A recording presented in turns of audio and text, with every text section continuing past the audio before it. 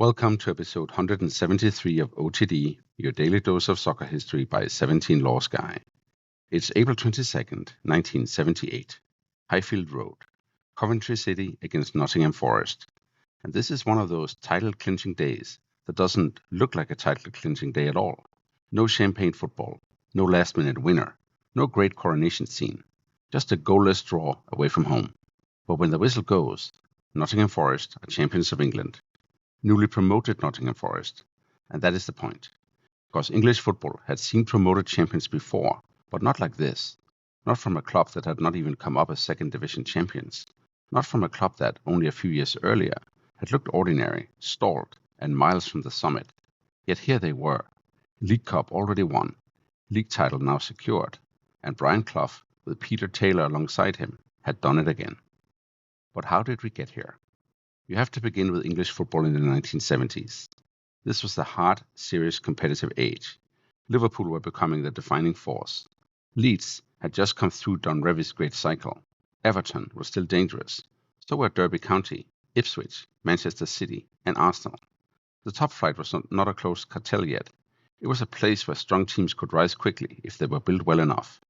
And Derby mattered especially, because Brian Clough and Peter Taylor had already shown at Derby what they could do together. They took the Rams from the second division to the first division title, and then, in Europe, all the way to the semi-finals of the European Cup. That is crucial to the Clough story. Derby was not a lucky punch, it was a proof of concept.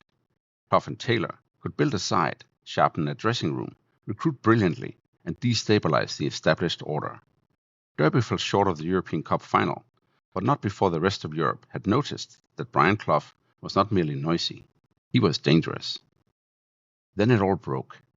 Clough was sacked by Derby in 1973 after his long war with the directors. Then came the disastrous Leeds interlude. 44 days, 1 win in 6 matches, a dressing room poisoned from the start, and the most famous managerial car crash in English football. It was so chaotic that it eventually became myth. But at the time, it looked terminal. Clough was brilliant, yes, but perhaps combustible beyond repair. But then came Nottingham Forest, Derby's rivals no less. Forest appointed Clough in January 1975 with the club down near the wrong end of Division 2. Peter Taylor joined him in the summer of 1976. That reunion changed everything. Taylor could see players others missed. Clough could shape confidence, hierarchy, and edge better than almost anyone. One spotted, one animated, one recruited, one ruled. Together, they were again a complete management force. The National Football Museum later summed it up bluntly. From 6th from bottom in Division 2 in 1975, they took Forest to the First Division title in 1978 and then far beyond. The 76-77 season was the first real sign that something was shifting. Forest won the Anglo-Scottish Cup, beating Orient 5-1 on aggregate. Clough always insisted that trophy mattered because it was the club's first silverware since 1959. And then came promotion. But even that came in the most Forest under Clough way possible, awkwardly, nervily, and with somebody else helping. Forest finished the league program on May 7, 1977, with a 1-0 home win over Millwall, courtesy of an own goal. That left them relying on Bolton Wanderers, with games in hand, to slip. Bolton won 1, then lost 1-0 to Wolves through Kenny Hibbett's goal, and Forest learned of their promotion while travelling to Mallorca. They had come up third, behind Wolves and Chelsea, by a single point over Bolton. That last part matters enormously, because Forest had not stormed the second division as champions. They had sneaked in, which is precisely why what followed feels so absurd. They entered the 77-78 First Division season as promoted outsiders. Yet Peter Taylor kept seeing the right players. He backed the signing of Peter Shilton. He pushed for Kenny Burns, then helped reinvent him from striker into a defender of the year. This was classic Taylor, not just spotting talent, but spotting the talent a player might become. Clough, meanwhile, imposed belief and order on a side that became frighteningly hard to beat. And once the season took shape, Forest never really went away. They lost at Leeds on November 19, 1977, and then they did not lose another league game that season. That is one of the central facts of the title. From late November onward, Forest built the league win less through relentless victories than through relentless refusal. Wins, yes, but also draws. Lots of them. Enough to keep the table moving, enough to stop challengers gaining momentum, enough to turn consistency into pressure. The unbeaten league run would eventually stretch to 42 matches across 2 seasons, but even before it became a record, it was already a title machine. They also won the League Cup in March, beating Liverpool after a replay at Old Trafford. That was not trivial silverware. It was a final against the reigning European champions, and Forest beat them. So by the time April arrived, this was no longer a romantic promoted side overachieving. This was a genuine elite team. Then came the run-in. Forest drew at Middlesbrough, beat Chelsea, won at Aston Villa, drew at Manchester City, drew at home to Leeds, beat QPR, and that set up April 22nd at Coventry. The draw itself was goalless, but the point was enough, and at the close of play, Forest were uncatchable. Liverpool could still win that day, and did, beating Norwich 3-0. Everton and Arsenal still had games left in them too, but none of it mattered now.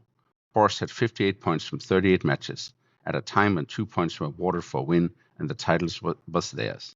They would finish the season on 64, 7 clear of Liverpool, and they had conceded only 24 goals all season. So what? Well, first and foremost, this was unique. Before Forest, 4 promoted clubs had won the English title. Liverpool in 1906, Everton in 1932, Tottenham in 51, and Ipswich in 62. But all of them had come up as champions of the second tier. Forest hadn't. They come up third. That is what makes April 22nd, 1978 so singular. Nottingham Forest remained the only club in English league history to win the title immediately after promotion, without having been promoted as second-tier champions. And no promoted club has won the title since. The title was not the end of the miracle. It was the start of the imperial phase. In 78-79, Forest opened by thrashing Ipswich 5-0 in the Charity Shield, retained the League Cup, finished league runners-up to Liverpool, and then won the European Cup at the first attempt, beating holders Liverpool on the way and Malmö in the final. In 79-80, they won the European Super Cup, refused to play in the Intercontinental Cup, then retained the European Cup by beating Hamburg in Madrid. Forest also reached another League Cup final. For a club that had been in Division 2 just 3 years earlier, this was outrageous. And then there's a decline. And that matters too, because it sharpens the scale of what had been built. Clough-Taylor left in 1982. Clough remained, and Forest was still significant for a while. They stayed relevant enough for the rivalry with Liverpool to matter deep into the 1980s, including those FA Cup semi-final meetings, one of them ending in the Hillsborough disaster we covered a week ago.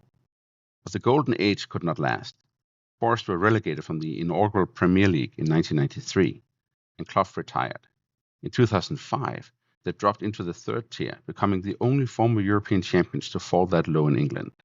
They returned to the Premier League only in 2022, and their true modern breakthrough came in 2024-25, when they finished 7th and qualified for Europe for the first time since 1995-96.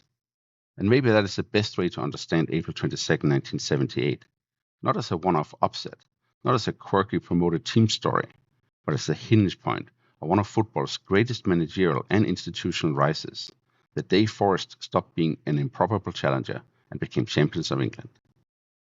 Before we go, 3 things to take away from April 22nd, 1978.